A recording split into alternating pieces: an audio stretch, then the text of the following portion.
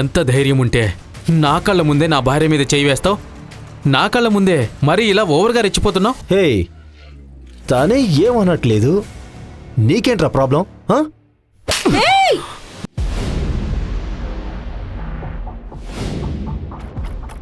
ఆ రోజు ఊహించని ఒక పెద్ద సమస్య తన మీదకి వచ్చి పడడంతో బాధగా కూర్చొంది లాస్య. ఆమెను చూసి ఓదార్చడానికి దగ్గరికి వచ్చాడు ఆమె భర్త సాగర్. లాస్యా, ఏంటి మొహం అదోలో పెట్టావు? ఏదైనా ప్రాబ్లమా? చెప్పు, నేనున్నానుగా, చూసుకుంటా. నేను పెట్టుబడి పెట్టిన కంపెనీ పూర్తిగా నష్టపోయింది. రేపటిలోగా 50 కోట్లు చెల్లించాలి, లేకపోతే ఈ ఇల్లు కంపెనీ ఏది మిగలదు. 50 crores కదా, దానికి ఇంతలా ఫీల్ అయిపోతున్నావా? 50 crores కదానా? ఏం మాట్లాడుతున్నావు సాగర్? తెలియకుండా మాట్లాడతావు. దయచేసి నువ్వు ఇక్కడ నుండి వెళ్ళు. వెళ్ళమని చెప్పానా?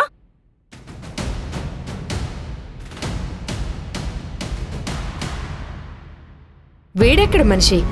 నీ సమస్యకి అతనికి అసలు సంబంధమే లేనట్టు వెళ్ళిపోయాడు. ఇలాంటి వాడినా నువ్వు వెంటపడి ప్రేమించావు?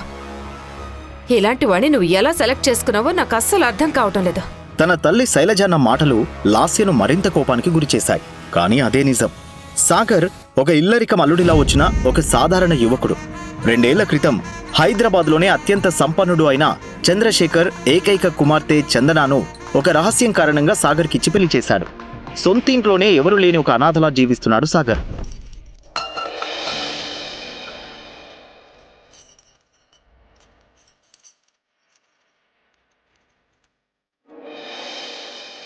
బీదవాడైన సాగర్ శైలజ కళ్ళల్లో ఎప్పుడూ ఒక చీడ పురుగులానే కనిపించాడు. వివాహం జరిగిన నాటి నుంచే సాగర్ ఆ ఇంటిలో పనోడిలా మారిపోయాడు.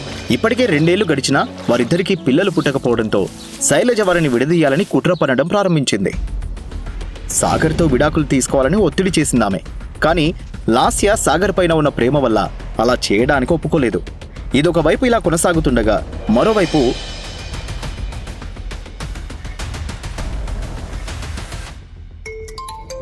మేడం, ఇక్కడ కంపెనీలో పెద్ద గొడవ జరుగుతుంది మేడం. ఉద్యోగులు ఎవరూ పనిచేయడం లేదు, స్ట్రైక్ చేస్తామని బెదిరిస్తున్నారు మేడం అని తన అసిస్టెంట్ అంజలి చెప్పగానే లాస్య కాళ్ళు వణకడం మొదలైంది. నెల ప్రారంభమైన ఇంకా జీతాలు రాలేదని చాలా కోపంతో ఉన్నారు. రేపటిలోగా జీతాలు ఇవ్వకపోతే కంపెనీని ధ్వంసం చేస్తామని బెదిరిస్తున్నారు మేడం. ఇప్పుడు ఏం చేయాలి మేడం? హలో మేడం, వినిపిస్తుందా? హా అంజలి, వాళ్ళ డబ్బు ఎక్కడికి పోదు. రేపట్లోగా అందరి జీతాలు అందుతాయని చెప్పు. తనకు తెలిసిన అందరినీ డబ్బు కోసం అడిగినా ఎవరూ సహాయం చేయడానికి ముందుకు రాకపోవడం తీవ్ర ఆందోళనకు లోనైంది లాస్య. అదే సమయంలో లాస్య ఫ్రెండ్ దర్శిని నుంచి తనకు కాల్ వచ్చింది. హే లాస్య, నేను జరిగిందంతా విన్నాను. నువ్వు అస్సలు టెన్షన్ పడకు. You know my friend Rana, right? ఇప్పుడు తను బిజినెస్లో మంచి పొజిషన్లో ఉన్నాడు. నేను అతనితో మాట్లాడతాను. ఐఎమ్ వెరీ ష్యూర్ అతను తప్పకుండా నీకు సాయం చేస్తాడు. నిజంగా అంటున్నావా? చాలా థ్యాంక్స్. నేనెంత టెన్షన్ పడ్డానో తెలుసా? Now I feel so relieved. Thank you so much అని దర్శిని చెప్పింది విన్న లాస్యకు ఒక్కసారిగా ఊరట లభించింది. అదే సమయంలో తన గదికి వెళ్లిన సాగర్ రహస్యంగా ఒక నంబరుకు కాల్ చేశాడు. నేను చెప్పింది జాగ్రత్తగా విను. నా వైఫ్ కంపెనీలో ఇన్వెస్ట్ చేసిన వాళ్ళ లిస్ట్ రెడీ చేయి. వాళ్ళకి ఇవ్వాల్సిన అమౌంట్, ఇంకా ఆ కంపెనీ ఎంప్లాయీస్ శాలరీ మొత్తం వెంటనే సెటిల్ అయిపోవాలి. ఇంకో ముఖ్యమైన విషయం, దీని వెనుక నేనున్నాను అన్న సంగతి నా వైఫ్కి అస్సలు ఎప్పటికీ తెలియకూడదు, ఓకే? అని చెప్పి కాల్ను కట్ చేశాడు సాగర్. ఆ రాత్రి లాస్య తన రూంలో పడుకుని ఉంది. అప్పుడే దర్శిని నుంచి లాస్యకు ఫోన్ వచ్చింది. హలో, ఏమైంది దర్శిని? రాణాతో మాట్లాడావా? ఏమన్నాడు? ఇస్తానన్నాడా? ఏయ్ wait wait wait wait just relax Lasya. నేను రాణాతో అంతా మాట్లాడాను. నీకు హెల్ప్ చేయడానికి తను ఓకే చెప్పాడు. రేపే నీ ఆఫీస్కొచ్చి క్లయింట్స్ అందరినీ కలుస్తా అన్నాడు. చాలా thanks Darshini. Thank you so much. నీ హెల్ప్ను నేను ఎప్పటికీ మర్చిపోను అని చెప్పి కాల్ కట్ చేసింది లాస్య. మరుసటి రోజు ఆఫీస్కు వెళ్తున్న లాస్య కారు పంచర్ అవడంతో తన ఆఫీస్ వరకు డ్రాప్ చేయడానికి వచ్చాడు సాగర్. ఆఫీస్కు చేరుకున్న లాస్యను స్కూటర్ మీద రావడం చూసిన తన సెక్రటరీ,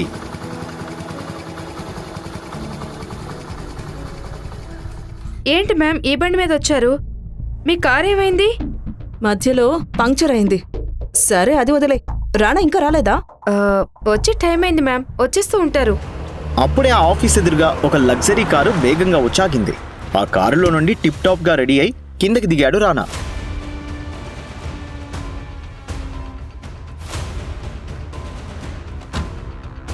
అతను రాగానే లాస్య అతని దగ్గరికి వెళ్ళి, హాయ్ రాణా. హాయ్ లాస్యా. వచ్చి చాలాసేపు అయిందా? లేదు లేదు, ఇప్పుడే వచ్చాను. అక్కడ ఉన్న సాగర్ స్కూటర్ని చూస్తూ, వాట్? ఈ బండి మీద? ఇలాంటి డొక్కు బండి పైన ఎందుకు రావడం? చెప్పుంటే నేనే నిన్ను పికప్ చేసుకునేవాణ్ణి కదా. పికప్ అన్న పదాన్ని రానా ఉద్దేశపూర్వకంగా నొక్కి చెప్పడంతో కోపంతో రగిలిపోయాడు సాగర్. సరే అది వదిలే. రాణా, క్లయింట్స్ తో మాట్లాడావా? అదేం ఇష్యూ అవ్వదు కదా? కమ్ ఆన్ లాస్యా, నేనుండగా నువ్వెందుకు టెన్షన్ పడతావు? అని అంటూ లాస్య భుజం మీద చేసి రానాను చూసిన సాగర్ కోపంతో అతని కాలర్ పట్టుకుని, రేయ్, హే చేతి, ఎవరా నువ్వు? అవును, ఎవరితను? నీ బాడీ గార్డా? ఇలాంటి లో క్లాస్ వాళ్ళను ఎందుకు నీతో తీసుకొచ్చావు? ఎంత ధైర్యం ఉంటే నా కళ్ళ ముందే నా భార్య మీద చేయి వేస్తావు? నా కళ్ళ ముందే మరి ఇలా ఓవర్గా రెచ్చిపోతున్నావు? హే, తానే ఏమనట్లేదు, నీకేంట్రా ప్రాబ్లం? లాస్య మరియు తన ఆఫీస్ ఎంప్లాయీస్ అందరి ముందు అలా కొట్టడంతో రానా చాలా అవమానంగా ఫీల్ అయ్యాడు. సాగర్, ఏంటి నువ్వు చేసిన పని? నా జీవితం నాశనం చేయడానికి ఇక్కడికి వచ్చావా? నాకు హెల్ప్ చేయడానికి వచ్చిన వ్యక్తిని ఇలా అవమానిస్తావా? నాపైన ఎందుకు లాస్య కోపడుతున్నావు? అతను అన్న మాటలు నీకు తప్పుగా అనిపించలేదా? అతను చేసిన దాంట్లో ఏం తప్పుంది? నేను ఏ పరిస్థితిలో ఉన్నానో నీకు తెలీదా? కోపంగా మాట్లాడుతున్న లాస్య ముందు నుండి ఉన్న రానా వెళ్లిపోయే ప్రయత్నిస్తాడు. రాణా, రాణా, ప్లీజ్ రాణా, వెళ్ళొద్దు రాణా. సాగర్ చేసిన తప్పుకు నేను సారీ చెబుతున్నా. ప్లీజ్ రాణా, నువ్వు లేకపోతే ఈ ప్రాబ్లం నుండి ఎవ్వరూ నన్ను కాపాడలేరు. అది నీకు తెలుసు, కానీ నీ మొగుడికి తెలియట్లేదే. అందరి ముందు నన్ను కొట్టి అవమానించినందుకు అతనే నా కాళ్ళ మీద పడి సారీ చెప్పమను.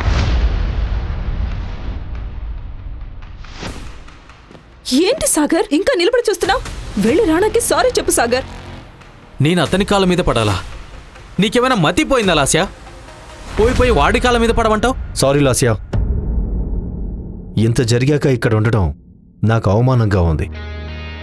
నీ ధైర్యవంతుడైన భర్త ఉన్నాడుగా, అతన్నే నీ ప్రాబ్లం సాల్వ్ చేయమను అని కోపంతో కారు ఎక్కి అక్కడి నుంచి వెళ్లిపోయాడు రానా.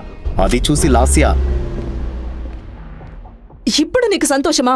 నన్ను ఇలా రోడ్డు మీద ఒంటరిగా నిలబెట్టేశావు కదా? ఎందుకయ్యా నీకు అంతేగో? ఒక సారీ చెప్పడం వల్ల నీ సొమ్ము ఏమైనా పోతుందా? ఛ, ఇన్ని రోజులు నువ్వు కేవలం పనికిరాని వాడు అనుకున్నా, కానీ ఇప్పుడు తెలిసింది నువ్వు నిజంగా ఒక సాడిస్ట్ అని. నీ మొహాన్ని మళ్ళీ నాకు చూపించకు. దయచేసి ఇక్కడి నుంచి వెళ్ళిపో, మళ్ళీ తిరిగి రావద్దు అంటూ లాస్య కోపంతో అక్కడి నుంచి వెళ్లిపోయింది. లాస్య, నేను చెప్పిందే జరిగిందా? చెప్పాను కదా, మొద్దును పెళ్లి చేసుకుంటే ఇలాగే అవుతుందని. ఇప్పుడేమైందో చూసావా? అతను బుద్ధి చూపించాడు కదా, ఇప్పుడు వాడి వల్ల మనమంతా రోడ్డున పడ్డాం. లాస్యా, ఒక్క నిమిషం. నేను రాణాతో మాట్లాడాను. తను ఇప్పుడు కూడా నీకు హెల్ప్ చేయడానికి సిద్ధంగా ఉన్నాడు. కానీ ఒక కండిషన్. నువ్వు సాగర్తో డివోర్స్ తీసుకుని రాణాని పెళ్లి చేసుకోవడానికి ఒప్పుకుంటే వెంటనే నీ ప్రాబ్లం సాల్వ్ చేయడానికి రాణా రెడీగా ఉన్నాడు. తన మీద ఎందుకు కోపం? దర్శిని చెప్పిన దాంట్లో తప్పే ఉంది. రాణాకి ఏం తక్కువ? డబ్బు లేదా, అంతస్తు లేదా? చూడ్డానికి కూడా లక్షణంగా ఉన్నాడు. ఈ బికారును వదిలేసి నేను చెప్పేది విని రాణాని పెళ్లి చేసుకో అంటూ శైలజ చెప్పింది విన్న లాస్య ఆలోచనలో పడిపోయింది. ఆ సమయంలోనే లాస్యకు తన క్లయింట్ నుండి ఫోన్ వచ్చింది. నమస్తే మేడం. మీరు చెప్పినట్టుగానే మొత్తం అమౌంట్ సెటిల్ చేసినందుకు చాలా సంతోషం. మీరు చెప్పినట్టుగానే మీ కంపెనీ డాక్యుమెంట్స్ అన్నీ మీకు పంపించేశాను. ఆ రోజు మీతో తప్పుగా మాట్లాడినందుకు నన్ను క్షమించండి అంటూ ఆ క్లయింట్ చెప్పింది విన్న లాస్య అయోమయంలో ఉండిపోయింది. ఆ సమయంలో సెక్రటరీ నుంచి తనకు కాల్ వచ్చింది. ఎవరో ఒకతను మన ఎంప్లాయీస్ అందరికీ శాలరీ క్రెడిట్ చేశారు మ్యామ్. ఎంప్లాయీస్ అందరూ స్ట్రైక్ కూడా ఆపేశారు. అది చెప్పడానికి మీకు కాల్ చేశాను మేడం. సెటిల్ చేసేసారా? అవును మ్యామ్. హే లాస్యా, ఏమైంది? ఎవరు ఫోన్ చేశారు? అది విన్న లాస్య ఆశ్చర్యంతో, నా క్లయింట్ ఫోన్ చేసి డబ్బంతా ఎవరో ఒకరు సెటిల్ చేశారని చెప్పారు. నా ఎంప్లాయీస్కి శాలరీ కూడా పంపించారు. ఏంటి? ఇది ఎవరు చేసుంటారు? నీకింకా అర్థం కాలేదా? ఇదంతా చేసింది రాణానే అయ్యుంటాడు. అతన్ని అంతగా అవమానించినప్పటికీ నీకోసం ఇంత సాయం చేశాడు. అలాంటి పరిస్థితుల్లో వేరే ఎవరున్నా వదిలేసి వెళ్ళిపోతారు. ఇప్పటికైనా తెలుసుకో నిన్నెవరు నిజంగా లవ్ చేస్తున్నారని అంటూ దర్శిని చెప్పగానే లాస్య ఆలోచనలో పడింది. ఇంకో పక్క సాగర్ రహస్యంగా ఒకరికి ఫోన్ చేసి, నేను చెప్పే జాగ్రత్తగా విను. రేపు ఏ చిన్న పొరపాటు జరగకూడదు. నేను చెప్పినవన్నీ రెడీ చేశారా లేదని మరీ క్లాస్ తీసుకోండి. ప్రపంచంలో ఎవ్వరు ఇలాంటి సర్ప్రైజ్ చేసి ఉండకూడదు.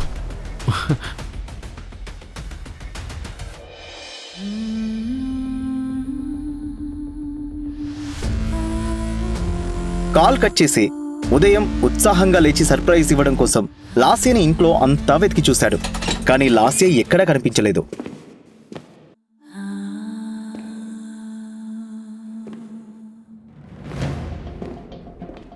తన మొబైల్ తీసుకుని ఆమె నెంబర్కు కాల్ చేసి చూశాడు సాగర్. కానీ రెస్పాన్స్ లేదు.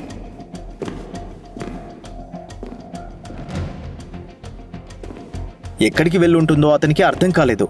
సాగర్ లాస్య ఫోన్కి మెసేజ్ చేస్తున్న అదే సమయంలో ఒక కారు వచ్చి తన ముందాగింది.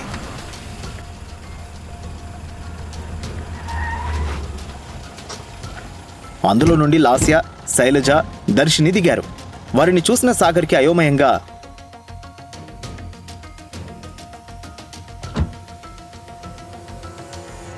ఏంటే వీడు ఎన్నడూ లేంది ఈరోజు కోటు సుట్టు వేసుకుని నిలబడ్డాడు? ఎక్కడైనా అద్దెకి తీసుకొచ్చాడంటావా? ఎక్కడైనా దొంగతనం చేశాడేమో ఆంటీ. ఏంటి లాస్య, ఎక్కడికి వెళ్ళిపోయావు? నిన్నెక్కడెక్కడ వెతికానో తెలుసా? నువ్వు కనిపించకపోయేసరికి ఎంత భయపడ్డానో తెలుసా? లాస్య, నిన్నే అడిగేది. ఎక్కడికైనా వెళ్ళేప్పుడు చెప్పి వెళ్ళొచ్చు కదా. అప్పుడే అదే కారులో నుంచి రానా బయటకు దిగడం చూసిన సాగర్ కోపంతో, అది వీడితో కలిసి వెళ్ళావా? వీడిని చూస్తేనే నాకు కంపరమేస్తోంది. సరేరా, కారేకో, నీకు సర్ప్రైజ్ రెడీగా ఉంది. ఏంటి? నువ్వు తనకి సర్ప్రైజ్ ఇస్తావా? నువ్వు తనకి సర్ప్రైజ్ ఇవ్వడానికి ముందే మేము నీకు ఇంకో సర్ప్రైజ్ రెడీ చేశాం అంటూ దర్శిని చెప్పగానే ఆ మాటలు విన్న సాగర్ అయోమయంలో ఉన్నాడు. లాస్య, నువ్వే చెప్తావా లేక నన్ను చెప్పమంటావా? నేనే చెప్తాను. మీ ఇద్దరికి విడాకులిప్పించి లాస్యాకు రాణాతో పెళ్లి చేయాలని ఫిక్స్ అయ్యాము. దర్శిని చెప్పింది విని సాగర్ షాక్ అయ్యాడు. లాస్య, వీళ్ళందరూ కలిసి నిన్ను మోసం చేస్తున్నారు. వీళ్ళని నమ్మకో. వీళ్ళని నమ్మి వీణెలా నువ్వు? ఏయ్, నా గురించి మాట్లాడేంత అర్హత ఉందా నీకు? నా బ్యాంక్ బ్యాలెన్స్ ఎంతో తెలుసా నీకు? నా కార్ కాస్ట్ ఎంతో తెలుసా నీకు? హే, కార్ సంగతి వదిలే. కనీసం నేను పెట్టుకున్న గాగల్స్ కాస్ట్ ఎంతో తెలుసా నీకు? నువ్వు నెల మొత్తం పని చేసినా నేను పెట్టుకున్న ఈ గాగల్స్ కొనలేవు. లాస్య, వీడు చెప్పినట్టుగా నిజంగా నేను పేదవాణ్ణి వదిలేసి వెళ్ళిపోతున్నావా? చెప్పు లాస్య, నా దగ్గర డబ్బు లేదని నన్ను వదిలేస్తున్నావా? అవును, అందుకే నేను వదిలిపోతున్నాను. నా పరిస్థితి ఏంటో తెలిసి కూడా అర్థం చేసుకోకుండా నన్ను ఇబ్బంది పెట్టిన నీకన్నా తనని ఎంత అవమానించినా నా నుండి ఏమీ ఆశించకుండా నాకు సహాయం చేసిన రాణానే ఎంతో బెటర్. నా దృష్టిలో నువ్వు రాణా కాలి గోటికి కూడా సరిపోవు అంటూ లాస్య కోపంగా అరిచింది. ఆ మాటలు విన్న సాగర్ షాక్లో నిలబడిపోయాడు. ఆ సమయంలోనే లాస్య తల్లి శైలజ, ఇదిగో డివోర్స్ పేపర్స్. నా కూతురు సంతకం పెట్టేసింది, నువ్వు కూడా సంతకం చేసి ఇంటి నుండి దయచేయి అంటూ శైలజ చెప్పగానే అది విని లాస్యను వేదనతో చూస్తాడు సాగర్. ఇదే లాస్య నిర్ణయం అని తెలుసుకున్న సాగర్ బాధగా విడాకుల పత్రంపై సంతకం పెట్టడానికి సిద్ధమవుతాడు.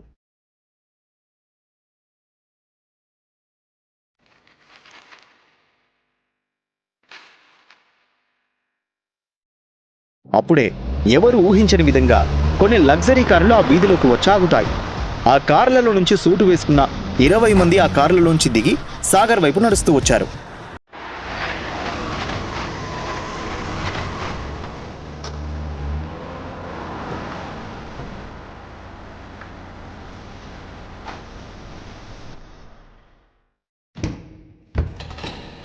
ఆ సమయంలో రోల్స్ రాయ్స్ కారు నుంచి దిగిన ఒక అందమైన అమ్మాయి ఓ బాక్స్ను ఓపెన్ చేసి దానిలో 20 కోట్ల విలువైన సాలిటేర్ డైమండ్ నెక్లెస్ ఉండడం చూసి అందరూ షాక్ అయ్యారు.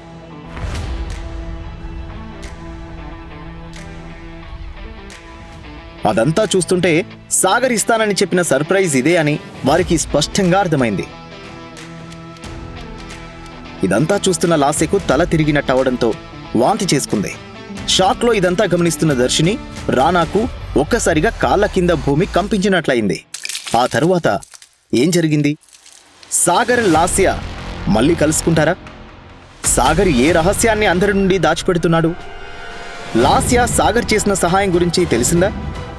ఒక సామాన్య అల్లుడు 20 కోట్ల విలువైన డైమండ్ నెక్లెస్ ఎలా కొనగలిగాడు? లాస్య సాగర్కు పెళ్లి చేసేందుకు ఆమె తండ్రి ఏ కారణంతో ఒప్పుకున్నాడు? ఈ ప్రశ్నలన్నింటికీ సమాధానం తెలుసుకోవాలంటే వెంటనే పాకెట్ FM డౌన్లోడ్ చేసి ఈ ఆడియో సినిమా కింగ్ ఉచితంగా వినండి.